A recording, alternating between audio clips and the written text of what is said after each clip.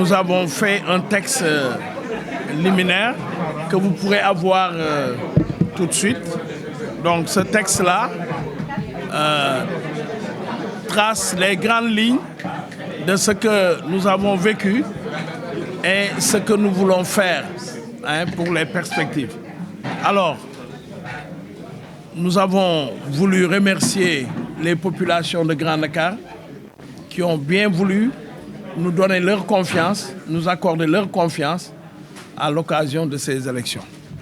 Voilà, parce que nous étions quand même 5 listes et nous avons pu sortir premier de ces 5 listes-là au niveau de Grand Dakar. Remercions toute la population de Grand Dakar, ceux qui ont voté pour nous et ceux qui n'ont pas voté pour nous, parce que aujourd'hui, nous incarnons notre leadership au niveau de la mairie. Donc, nous sommes le maire de tous les Grands Dakarois. Alors, nous remercions aussi tous ceux qui nous ont soutenus sur le plan matériel, financier et moral. Nous encourageons nos amis de Dakar, de notre coalition, qui ont perdu les élections dans leur commune et à la ville. Et nous leur disons que c'est des combats perpétuels. Il faut encore redoubler d'efforts, travailler à la base pour revenir. On ne perd pas pour toujours. On perd une élection et on peut revenir à une autre élection. Et donc, les perspectives sont là et nous devons travailler dans ce sens. Alors, nous avons aussi félicité ceux qui ont été concurrents à notre liste pour avoir fait une campagne apaisée en dehors d'une coalition qui a vraiment fait du tort à notre coalition parce que cette coalition nous a attaqués, on a eu des blessés et on a eu aussi des voitures caillassées. Ce n'était pas une bonne chose parce que nous avons toujours prôné durant toute la campagne électorale, pendant que nous faisions des visites de proximité, nous avons sollicité les prières et nous avons demandé aux gens de tout faire pour que les élections se tiennent dans la paix, que ces élections n'aient pas de problème de bagarre, etc. Mais on nous a provoqués, on nous a blessés. Et ce n'était pas beau parce que nous sommes tous de Grand Dakar. Ce sont des fils de Grand Dakar qui ont eu des têtes cassées, qui ont eu des blessures partout. Et donc, ce n'est pas bien parce que les élections sont déjà passées. Alors, au-delà de cela, nous avons expliqué les priorités de notre mandature, à savoir faire en sorte que le cadre de vie soit amélioré à Grand Dakar, parce que c'est important. Nous avons aussi précisé que la santé doit être une priorité, ainsi que l'éducation, parce que ce sont 2 mamelles qu'il faut vraiment approfondir dans la gestion communale. Nous avons aussi pensé à l'amélioration du cadre du marché de Grand Dakar, parce qu'avec un partenariat, nous voulons faire l'extension, parce que nous avons commencé à faire le pavage des rues environnantes du marché, et c'est pour permettre tout simplement que le marché soit dans les meilleures conditions d'accueil des populations environnantes. Alors donc nous avons ça comme programme et donc nous félicitons tous parce que les élections c'est comme ça, d'autres élections vont arriver et nous allons concourir. Voilà, et donc comme je l'ai dit, je reste le maire de Grand Dakar, de tous les Grands Dakarois, d'ici et de la diaspora. Voilà, donc, et j'invite tout le monde à se joindre à nous pour travailler dans les meilleures conditions de réussite de notre commune. Lola Bougonoa. Ah, vous voulez poser des questions? D'accord.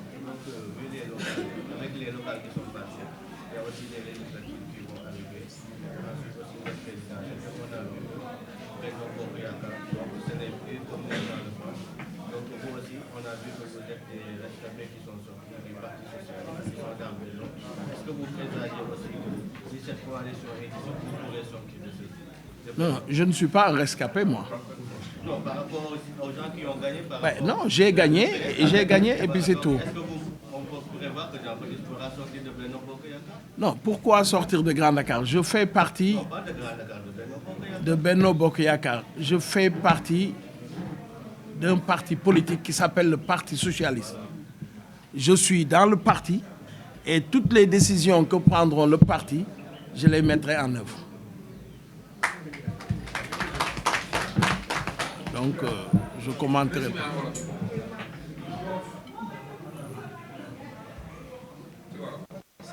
Oui, en wolof voilà maa ngi nuyu ñëpp dañu ñëwoon tey woote fii ndax ñu waxtaanee élection yi nga xam ne moom la ñu génn élection yi amoon le 23 janvier 2022 ñuy sant yàlla bu baax a baax di sant population Grand Dakar yi nga xam ne ñoom ñoo ñu jàppale ba ñu am ndam ndax ndam yombul te ku la jox ndam jox la baatam da nga ko war a gërëm sant ko bu baax a baax waa Grand Dakar ñun amuñu seen pay parce que ñoom mosuñu ñu bàyyi benn yoon te loolu nag confiance bu rëy la waaw ki nga xam ne nag dafa am confiance ci yow da nga ko war a sargal de nag toppatoo ko nag waaw parce que loolu mooy li war parce que mënuñu bàyyi leneen di ko def ci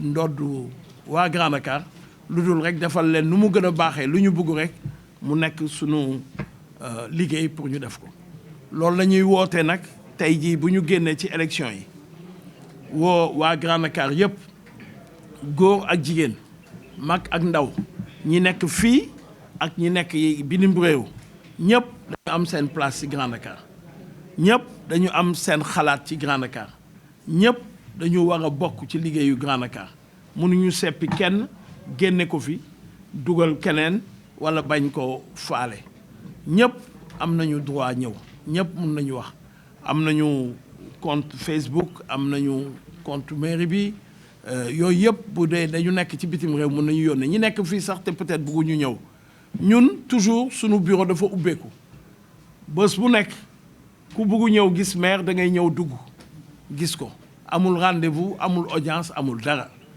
waaw loolu li tax ñu def ko ndax ñun bi ñuy dem wuti mairie bi dañu doon dem ci kër nit yi te bi ñu demee ci kër nit yi joxuñu ñu audience alors donc ñun ñoom buñ ñu soxlaa dañu war a ñëw nag sans ñu am audience waaw alors donc di wax ne ñëpp la ñu woo ñëpp la ñu boole ci liggéey bi nag dinañ ko jubal ci lu tolloog 4 ba juróomi fànn bu njëkk bi mooy dëkkuwaay bi lu ñuy wax cadre de vie xam ngeen ne Grand Dakar dafa métti ndax suuf bi dafa bëri voilà sunu objectif yëpp nag commencé nañ ko mooy eggali ko mooy def lu ñuy wax pavage ba nga xam ne suuf si dina deñ ci Grand Dakar lépp mun a jaar yoon beneen bi dinañu góorgóorlu ci santé bi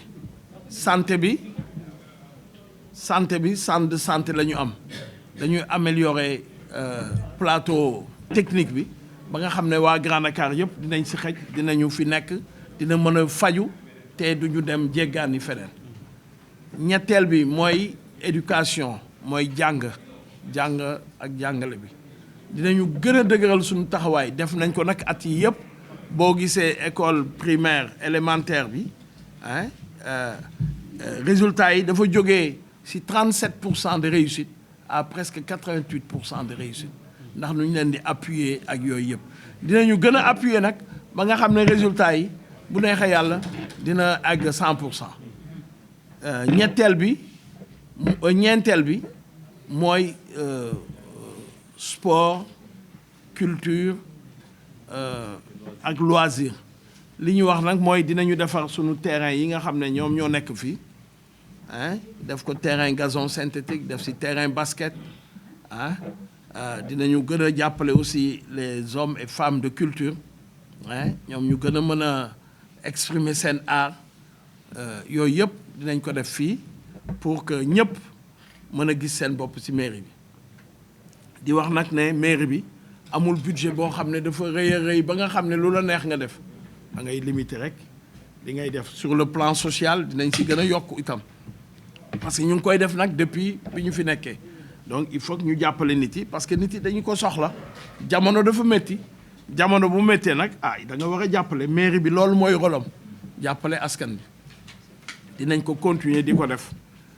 pour daal ñu bañ a jaaxle voilà donc dinañu may itam nit yi nu ñu liggéeyee dugal leen ci ay programme accompagnement financier voilà pour mën a def am nañu benn programme boo xam ne sunu partenaire lañ ko defal boo xam ne dañu am xaalis bu takku boo xam ne dañ ko teg di ko lebal waa Grand Dakar ñu koy jaarale ci benn organisme tudd ASEP donc loolu dinañ ko continuer ñi bëgg a liggéey wax dëgg yàlla dañ leen di pousse ñuy liggéey ba nga xam ne du ñu soxla sax ñu leen di dimbale voilà donc ñu am autonomie ci liggéey bi donc loolu laa mën a wax en résumé ci question. Monsieur le maire, félicitations d'abord pour votre victoire. Je suis Gaston Mansali du journal Libération. Alors, dans votre grande victoire, il y a toujours derrière une grande dame. Nous avons vu la participation de la ministre de la Femme à vos côtés. Est-ce que vous pouvez nous dire quelle a été vraiment son implication dans le succès? Vous l'avez vu à mes côtés? Oui, non, vous posez la question ou bien vous l'avez vu? Non, nous avons vu. Depuis 2019, je n'ai pas vu cette dame dont vous parlez. Donc je ne sais pas comment elle a pu être à mes côtés pour travailler. Je ne l'ai pas vue. Moi, j'ai travaillé avec ces gens-là. Ils sont là. Ces dames-là. C'est celle que j'ai vue. Je n'ai pas vu celle-là dont vous parlez. Et je n'ai pas vu ses compagnons. Je n'ai pas vu ses partenaires. Voilà, nous sommes allés nous-mêmes et Dieu a fait que les Grands Dakarois nous ont choisis. Alhamdoulilah. Et puis, amoullah.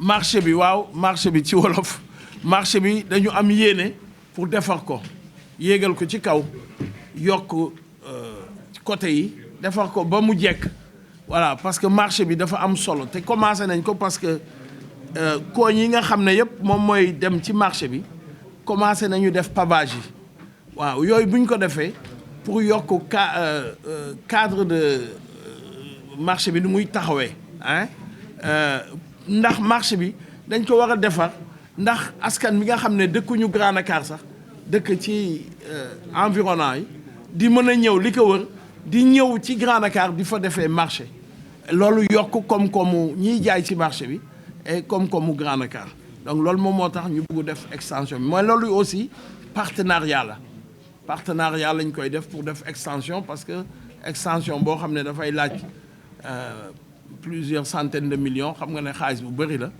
te sunu budget antanu ko mais loolu yëpp ci partenariat lañ koy def